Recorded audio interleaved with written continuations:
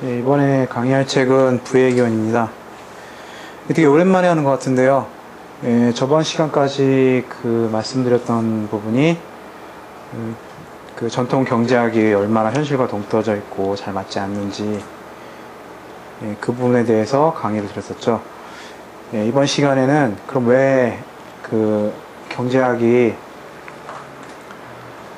그렇게 현실과 동떨어진 길을 걷게 되었는지 그 부분이랑 그 다음에 이제 경제가 그렇게 만약 현실과 맞지 않다면 그럼 이제 현대에는 어떤 식으로 경제학을 연구하고 있는지 그 성과라고 할 수 있는 그 실험 한 가지를 소개해 드리고 마치고자 하겠습니다.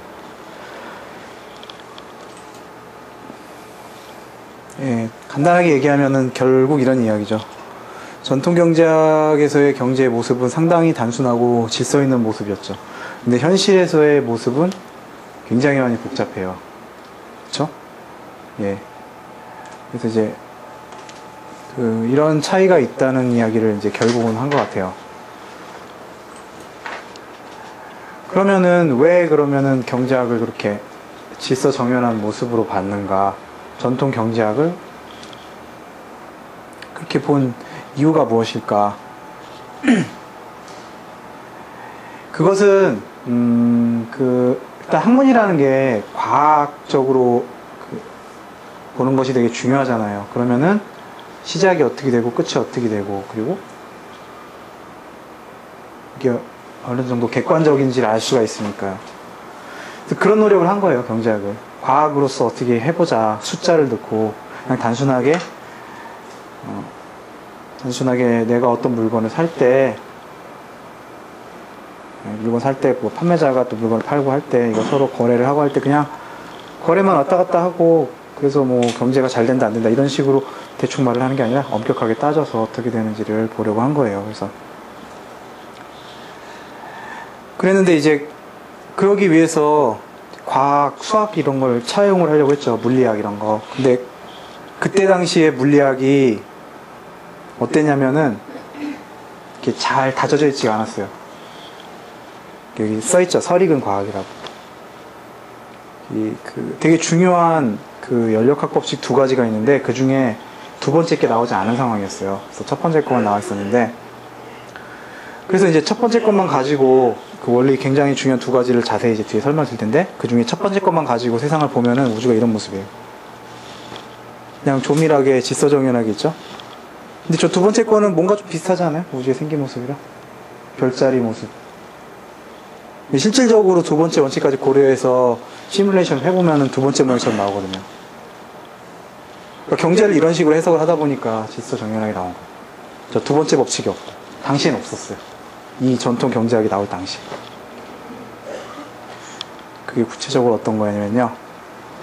그 두 가지 중에 일단 첫 번째가 에너지 보존의 법칙이라는 건데 이거는 그거죠. 그러니까 에너지는 보존된다는 거예요. 쉽게 말씀을 드리면.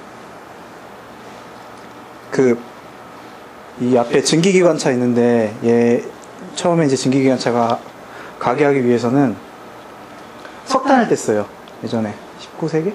그때 만에 석탄을 뗐는데 석탄을 이제 삽으로 맨 앞에서 이제 요 앞에 석탄을 삽으로 어떤 넣는 사람도 있었어요. 석탄을 이렇게 퍼가지고 이렇게 난로에다 넣으면은 이렇게 계속 넣어줘야 돼요. 넣어줘야지 기관차가 계속 가요. 그리고 넣어주면은 그 이제 에너지로 가는데 그걸 만약에 그치게 되면은 당연히 기관차가 쓰겠죠. 근데 서게 되는데 원래 그 관성의 법칙이라고 상식적으로 한번 이렇게 에너지를 주면, 그러니까 한번 공을 턱 쳐주면 공은 끝까지 굴러가게 돼 있어요. 에너지를 한번 받았으면 그 관성을 유지하기 때문에 이렇게 계속 가게 돼 있는데 실질적으로 이 기관차를 몰아보면 그게 안 되잖아요. 석탄 한번 넣었다고 해서 계속 끝까지 가는 게 아니잖아요. 그쵸? 그거는 이제 에너지가 나눠져서 그렇죠. 일부 에너지는 기관차를 끌고 가는데 쓰여졌고 그리고 두 번째 에너지는 열 에너지. 되게 열이 뜨겁게 나잖아요. 그 에너지를 흩어져 날아가 버린 거예요. 그렇죠? 그래서 이제 기관차가 멈추게 되죠. 열 에너지로 나가버리고 운동 에너지는 반으로 짜게졌으니까. 그래서 그렇게 에너지가 서로 나뉘어요. 근데 그 합은 같아요. 에너지 보존 법칙 때문에. 그렇죠? 그래서 제1법칙은 얼핏 보면은 에너지가 소모되는 것 같다는 느낌이 있는데 사실 그게 아니고 전체적으로 합한 에너지 값은 언제나 같다는 거예요. 단지 이제 쓸데없는 에너지가 많으니까 그게 문제라는 거죠. 총 에너지는 변함이 없기 때문에 사용 가능한 에너지를 효율적으로 써야죠. 즉 아까 같은 증기기관차 같은 경우에 그러니까 석탄을 조금만 넣어도 많이 가게끔 만들면 되겠죠. 그러니까 열 에너지나 다른 에너지로 소모되는 게 거의 없게. 이렇게 에너지 소비 효율 등급 1등급, 5등급이면 그런 게 많다는 거죠. 효율이 별로 없다는 얘기죠. 1등급은 그게 아니니까. 그래서 이제 이 원칙을 보자면은 우리는 되게 소율적으로 에너지를 써야 된다는 얘기예요. 이제 이거를 경제학에 적용을 한 거예요. 학자들이. 그러니까 이런 얘기죠. 적은 자원을 효율적으로 사용해야지만, 그러니까 효율적으로 사용해야 최대한 가치 있는 제품들을 생산하고 배분해야 된다. 그 아까 원리를 그대로 적용합니다. 이게 전통 경제학에서의 정의예요.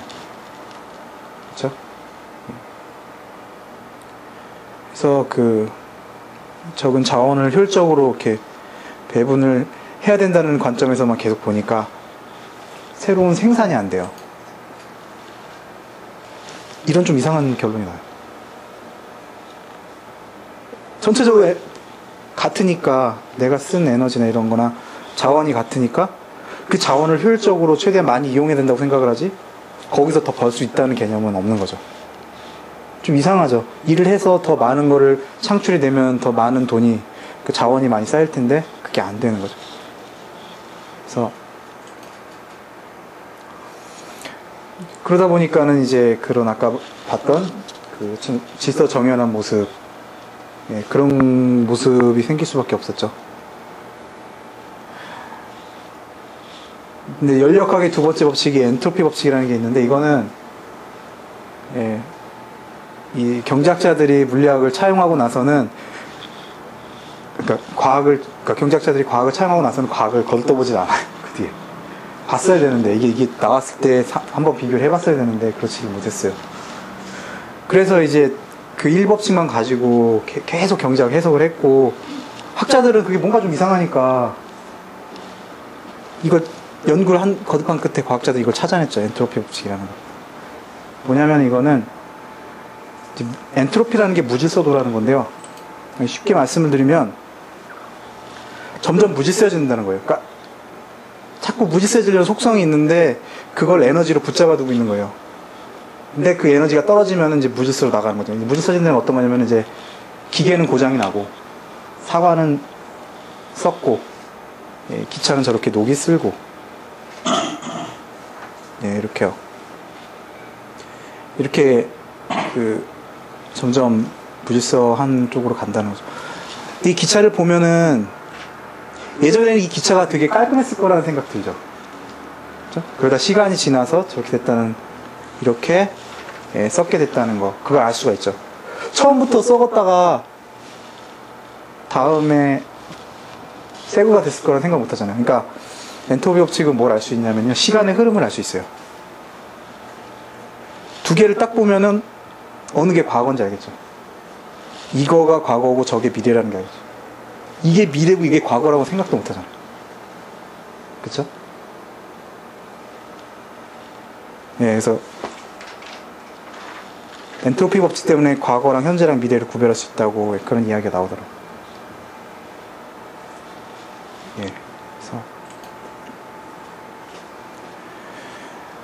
그래서 이제 저번 시간 이야기에서 균형이라는 얘기를 했었잖아요. 그 모든 그 가격이나 이런 거 균형으로 간다는 이야기를 했었어요. 일물일가의 법칙이라고 모든 물품의 가격은 한 가지로 정해져 있다는 이야기를 했었죠. 그래서 그러니까 비디오나 오디오를 산다고 하면은 그 가격이 다 틀리잖아요. 현실 세계에서는. 근데 그 가격이 한 가지라고 하잖아요. 왜 한 가지냐는 걸 수학적으로 따진 게 전통 경제학이었는데 그게 다층계에서는 균형이 있다는 거죠. 그러니까 제가 다층계 열린계 얘기를 지금 설명 못한 것 같은데 그러니까 어떤 이야기냐면 잠시만요. 꺼주세요.